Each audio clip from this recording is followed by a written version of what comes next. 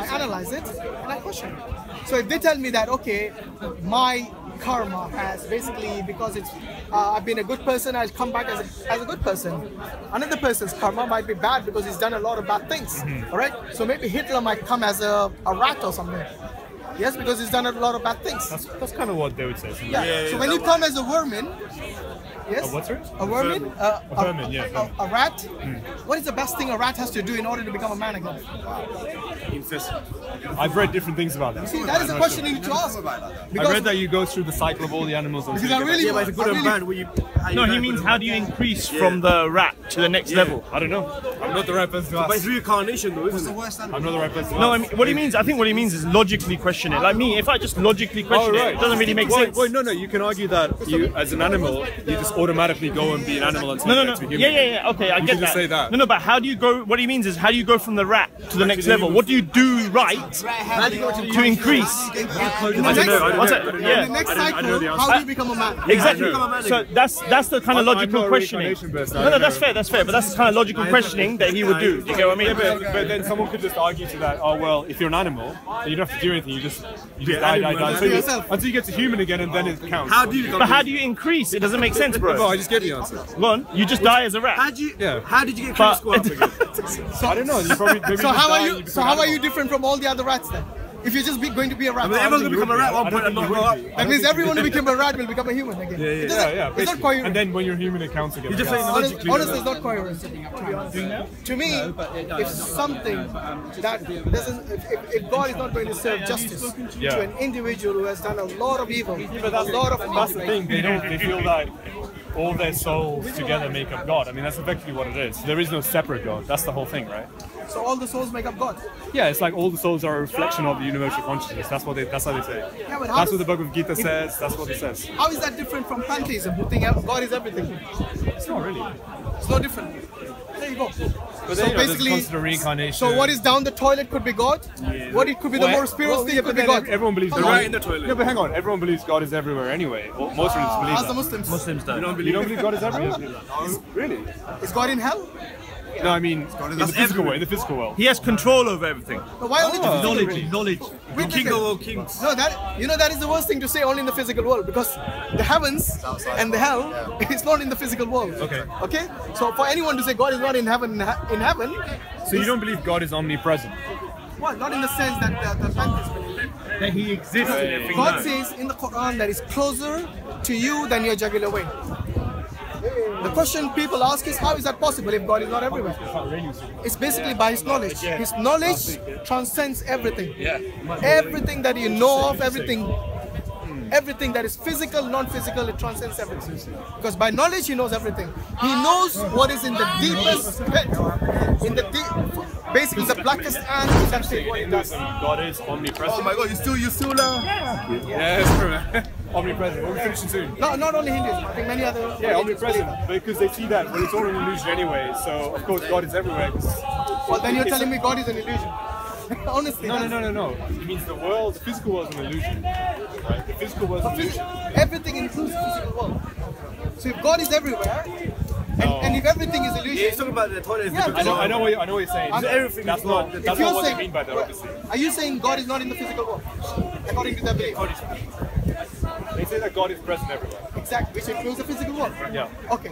So, and if the physical world is an illusion, then God is an illusion. In the physical world. No, because God exists also outside. But you say that's what they say. If He, in this world, because God His presence is an illusion. No, but then God is also, their souls make up God. Their souls are a reflection of God. I think you should do your homework on this. Before we speculate on somebody's No. It makes logical sense to me. How it does logical sense? If everything that you see in the physical because world, God is not just contained within the physical world. That's not what they're saying. Then God's existence in the physical world is an illusion. It's not God is physical as an object. No, that's right. No, I didn't say God is physical as an Right, object. yeah. I'm saying if everything in the physical world is an illusion, then God's existence in the physical world is an illusion. So God doesn't exist in this physical world. No, God exists part of the illusion. Don't you see it? Exactly. When you say part of an illusion, that part is an illusion, which is not, God doesn't exist, isn't it? No, but it's like your soul thinks it's seeing the physical world around it, but that's not what's real. What's real is consciousness.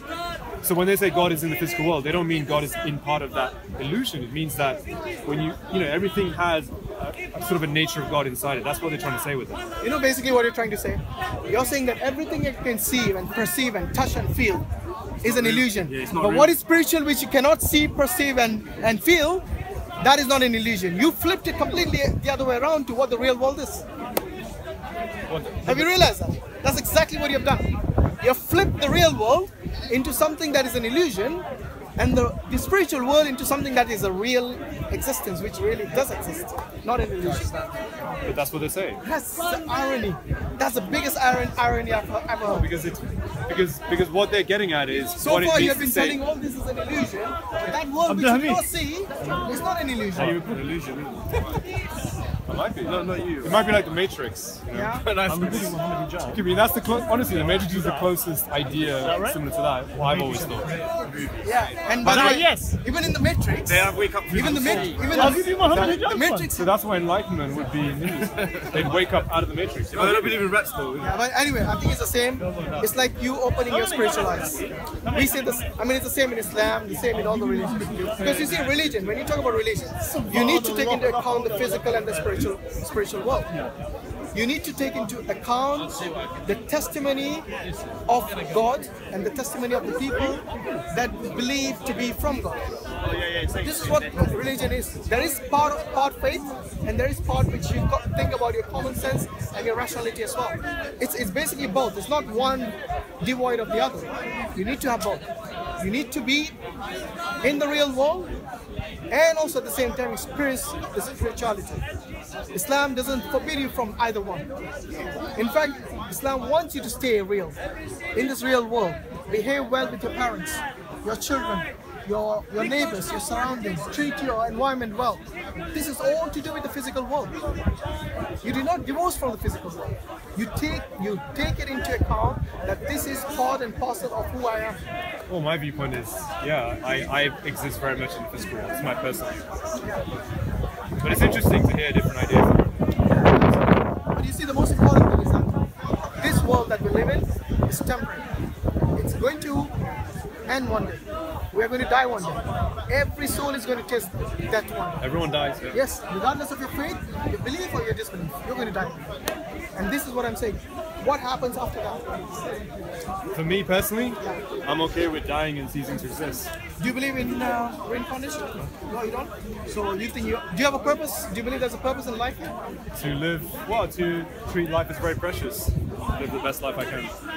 You know, best for someone is not the best for someone else. It's subjective. So what do you mean by live best? For example, do you drink alcohol? Yes. Yes. Do you think that's good or bad? I think it's okay. Really? Yeah. Is it the best? You You just said you live your life to the best of your ability. Do you think drinking alcohol is the best thing to do? the best thing compared to everything else. Not compared to everything. It's one of the best things. I don't really see it that way. So why? It's just for joy. Why would you drink alcohol? For joy. Yeah, but joy. You can play. You can watch cartoons, or you can play with the kids. Or, I do that too.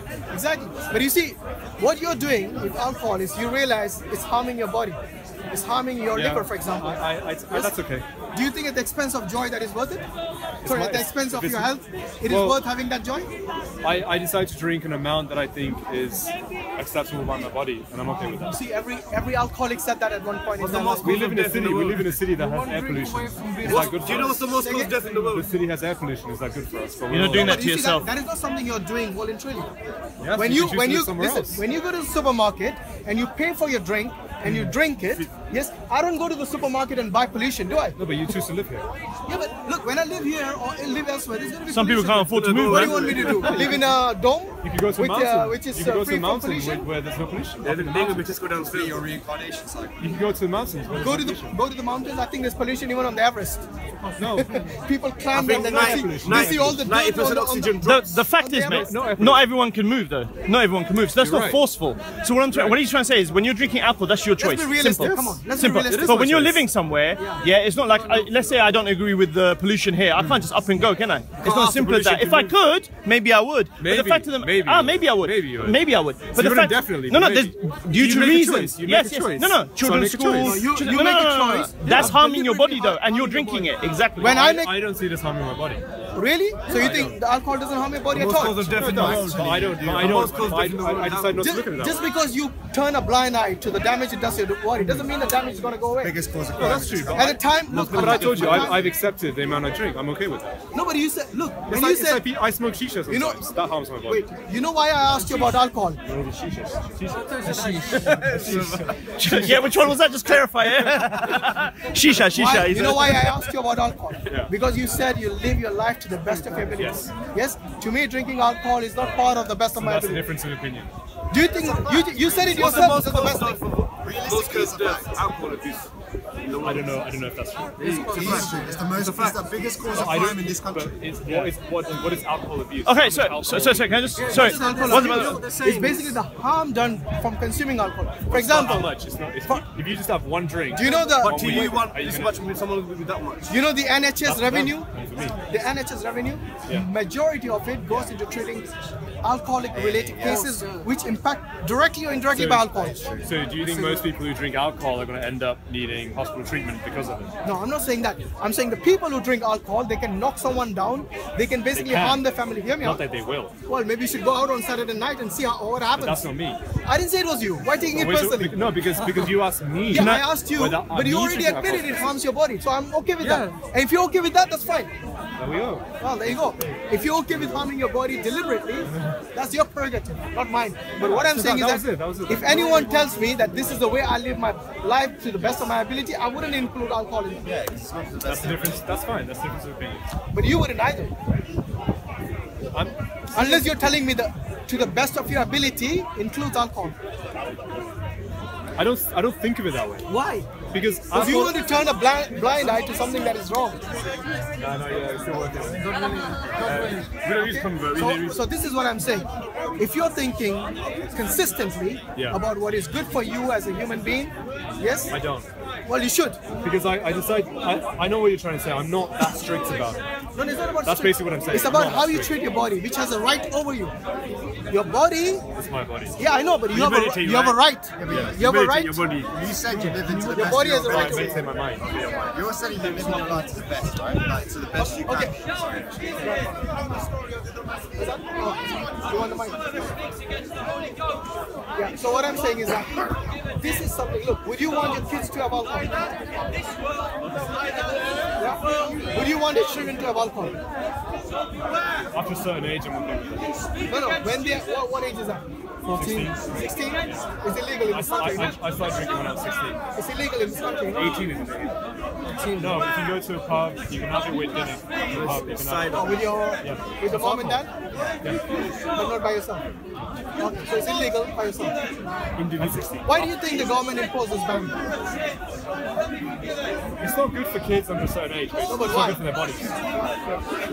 Why is it? Why do you think your body, if it does damage to your body, it's okay?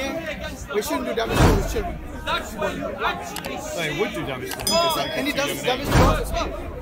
But just because you turn 18, it doesn't mean it stops damaging your body. It does damage to your body. The ban is there because at that point in But I've time, chosen that I'm okay. Whoa, it's a heated argument. because what I'm saying, it's not a question to you as an individual. When I say I want to live my life to the best of my ability, I get to choose what that means. Yeah, but that's what I'm saying. That is subjective. Yes. Yes. So, for example, if somebody You tells have me, chosen to be a Muslim. That's a subjective choice. I know you won't say that, but it is. no, wait. When you say it's a subjective choice, me personally, yes, I chose it based on the rationality of the religion that I believe And in. I'm going to drink a little bit of alcohol based on the rationality of what I feel about alcohol. And you say that, look, if you harm your body, you have no problem with that. You might be harming your mind by being a Muslim. Give me an example. Wait, let's see. You made Because a you made a claim, statement, you made a you need to back it up. I can back up the alcohol claim, you back up your claim. Or maybe you might be happier as a person if you didn't believe in God. No, actually, I'm happier now. When I'm I believe happy in drinking God. alcohol. You see, your happiness is damaging your body. You said it damages my mind. Give Your me the happiness evidence might for be that. damaging your mind. Give You me might the be evidence for that. closed-minded. You might not have tried meditation ever. You might not know Give me the evidence for what you said. You see, no. What you're doing We can now, both wait, argue. what you're doing now is speculating. No, but we can. In order to score points, is speculating about my mind. You don't know my mind. But I know that the doctors unanimously agree that alcohol damages your liver. But I can speak to a group of people who are not Muslim, who are atheists, saying being a Muslim means you're stunting your intellectual development. You're stunting your intellectual development. You know, many of the Muslims are scientists. Many of the Many Muslims. non-Muslims are as well. I'm not saying no, but you're saying you're basically hindering yourself in this advancement. What? You see, when Europe was in the Dark Ages, the Muslims had the Golden Age. And they based it on the Quran. They based their scientific advancement on motivation from the Quran. So we are not hindering our minds. No, but see, my point of view is, I'm not any religion. I didn't say you were. No, but I'm saying you made a statement I know. that your mind, Let me explain you're why. harming your mind. Let me explain why. Because I don't want to belong to any fixed set of thoughts. You already do. You're right, I do. Exactly. You're right, I do. But there's no label. That's only semantics. Whether you give it a label or not. But that's better than having a label, for me anyway, I've decided. But you see, what you're doing now is you're basically, you're somehow saying that the labels is what the whole discussion is about. No, it's about your ideologies, what you believe in. No, it's not about it. That's the point I was trying to The say. ideology that you have, it roots from the community you live in. You've chosen to be a Muslim, so you're able to think very much from that perspective. But it automatically means you're not going to delve into other perspectives as much. How do you know? How do you think I know about Christianity? And about Hinduism? And about Hinduism and Buddhism? You said you read a little bit. You haven't tried. Have you tried meditating? Have you been to a meditation retreat? Have you really gone deep with that? To me, prayer 5 times a day is a meditation. It's not the same. Well, it's the same for me. It is something that in Islam we call it. You know. I'll admit I haven't prayed 5 times a day, but I have prayed. It's the same argument. Yeah, but it's in meditation. It's the same. He said he hasn't meditated, you haven't prayed. So And by the way, in order to know what is a religion, I don't have to practice that religion. Enjoy it. I need to study about it. I don't need to practice it. For example, I know there is many Satanists out there. They worship the Satan. I don't need to become a Satanist to understand their religion. Anyway, You see what I mean? okay, no, but the point. Let's go back to the point just before, because that's what we were talking about. You were saying I wanted to live the best life. I'm drinking alcohol, bad for the body, and I said I'm making that choice. Right? But you see, your choice is not ethical or moral. What you're saying is something for your enjoyment. Morality is subjective. Ethics are also So you subjective. don't think there's objective morality at all? There is. There isn't? No, there isn't. Okay. That's why my whole universe, the level universe, what happens to this planet, doesn't ultimately matter. So then how do human beings adopt their morals or ethics if there's no such thing as objective morality? What are you going to use as a yardstick to say something is moral and ethical or not? How are you going to see it? Because you see, at one point in time, We seem to do it as a combination of what we feel, love, fear, and that combined with having to live next to each other, with each other, and coming to a compromise on how we do that. That seems to be how we do it. but if that was the case, then, there were people who basically would go to another country and say we basically are going to make them slaves and make them disciplined into being human beings, how to behave and live like human beings instead of living like savages with balls through their nose or something like that. I've heard statements like that. At that point in time, their culture and their society, Considered they were correct. their society believed that they are doing a favor Yes. to these savages, Yeah. yes, by basically enslaving them Yes. and treating them in a way that where they would then become civilized people, or eventually would do. And See, today, so you see, today we don't see that. yeah, I know. But you means see, it's at that, what I'm saying is that if you were living in that time, and you would basically be consistent with what you believe in now, you would say because the society does it, because everybody else thinks this way, and this is something morally right for me to leave my country, go to another country, enslave those people, colonize their wealth and their people, and bring them to civilization. You would be thinking like that. If you're going to just be based on this subjective morality. But I said part of it was how we decide to live with each other. Part of it is our inner morality that all humans have. All that is subjective, like you said. All that is subjective. There's some commonality. What is good for you? For example, you said alcohol is good for you. Another person will say I alcohol didn't is say it was good for me. Well, you said you enjoy it. I do enjoy it. Would you actually do something that you don't enjoy? Nobody would do something they don't enjoy. There you go. You drink alcohol because but you I enjoy enjoy it. it. Yeah, I you said I enjoy enjoy it. Yeah. Yeah. But what I'm saying is that another person would say that is bad. Because it harms your body. That's their choice. It's not about choice. I'm telling you what is good and bad. That's their choice not to have it themselves. Oh, you're missing the point. Yeah. I'm saying it's subjective in the sense that what you think your morals are right is not the same as another individual. So how are you going to create harmony in a society where everybody has a subjective view? Yeah, because we accept that people will make different choices about something that might harm their body, and we're okay with that, which is how we operate. No, but that's what I'm saying. How will you? I'll tell you what. A society at one point in time. By the way, do you think incest is right or wrong? Moral or immoral? What if a society is there who basically think that it's okay to have sex with their dad or their mother or something, and the majority of them are okay with that? They enjoy say, look, this is consensual between us two adults, and you shouldn't. What's the question? What's the question? Should I condemn them or should I condone them? What will you do? That's a question. What will I do to them? Yeah, no. What would you say? Would you condemn them? Because you said let them do what they want. It is their choice. Nature condemns them. I would say I don't agree with it, but it's not my place to stop them doing it. So you wouldn't even condemn them? If it's like they've been doing that for hundreds of years, would I condemn them? To condemn? What do you mean condemn? Mean to say that's evil or something? Condemning something. If you consider something to be evil or bad or unethical or immoral, you condemn it. That's common sense, isn't it? It shows you acknowledge that thing is something evil or bad. I would say it's bad. Just bad, you wouldn't condemn it? No, that's me condemning it. I would say it's bad. So you would condemn it? Yeah, I would, yeah. Okay. What if they continue even with your condemnation? Would you then force them to stop what they're doing? I can't force them. What if they're harming the other societies? What if the children that are being born are handicapped? Who? They're handicapped, the children. Handicap. Yeah. So it depends on the situation. I just gave you the situation. No, but it depends if it's like another country, and you know what I mean. A society within the country. Let's say this country. There's a small hamlet somewhere where they practice incest. Would the law? You know why they have a law against incest in this country? For the same reason.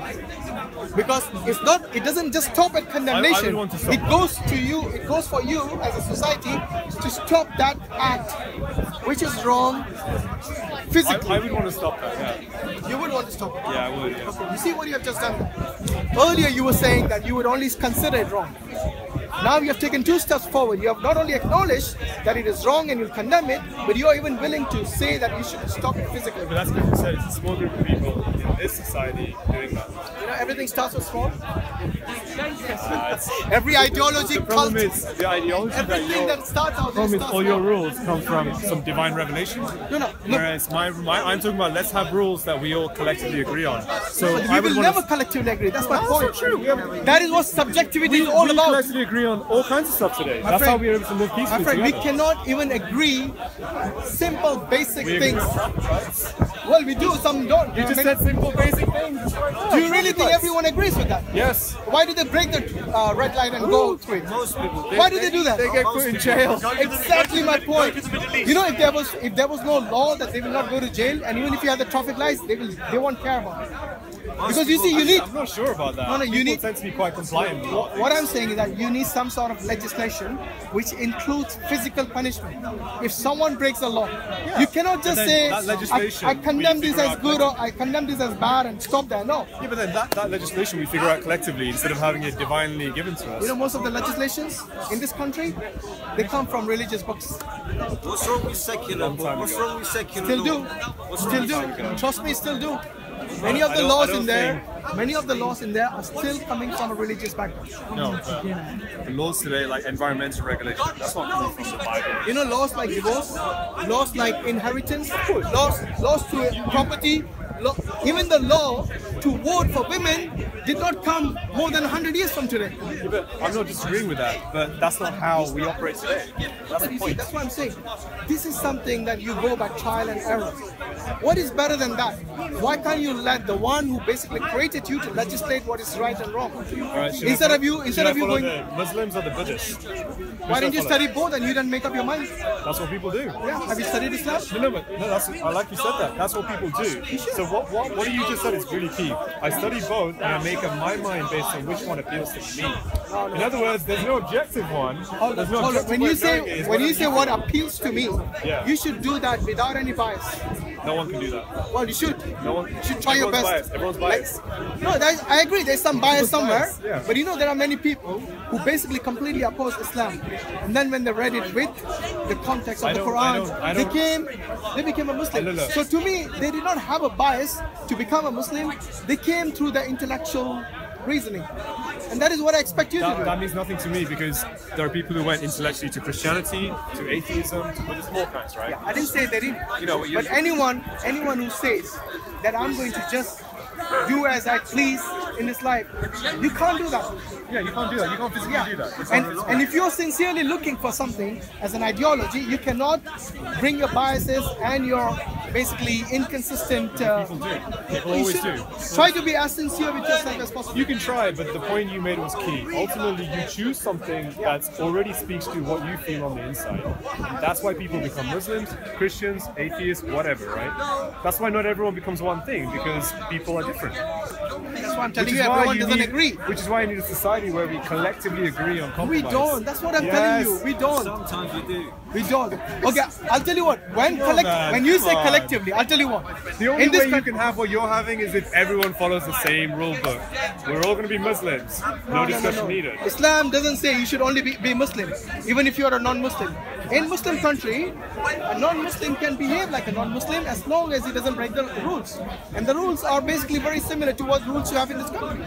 Do not kill, do not murder. Yes, there might be no gambling, which might be valid or legal in this country. Yes, so you have certain things which harm the society. Like I told you earlier, Islam prohibits things which are bad for you as an individual and as a society. Fine, man, but the original question, you can answer why we should all be, I guess, living in an Islamic rule-based society. No, I'm saying you live according to what God has legislated. The reason. Buddha or Islam. Yeah. There's no God here, but they have some ideas. Should I follow Islam? Yeah, but you see, and look you at said both. Pick which one. Yeah, I told you, look at both. Right. I did tell you that. Brothers and sisters, we have purchased a property to establish a masjid in the capital of Norway. By supporting our masjid, you will inshallah gain the reward for gifting Islam to our community. Imagine the children memorizing the Quran, the lines filling up for the prayers 5 times a day, the non-Muslims discovering the beauty of our deen. Subhanallah, all of that reward can be yours for a small donation. Allah said, believe in Allah and His Messenger and donate from what He has entrusted you with. So those of you who believe and donate will have a mighty reward. And the Prophet ﷺ said, whoever builds a masjid for Allah, Allah will build for him a similar house in Jannah. Click the link to help and gain the mighty reward promised by Allah. Also, please help us reach more people by sharing the video. May Allah grant you a palace in the highest level of Jannah. Ameen.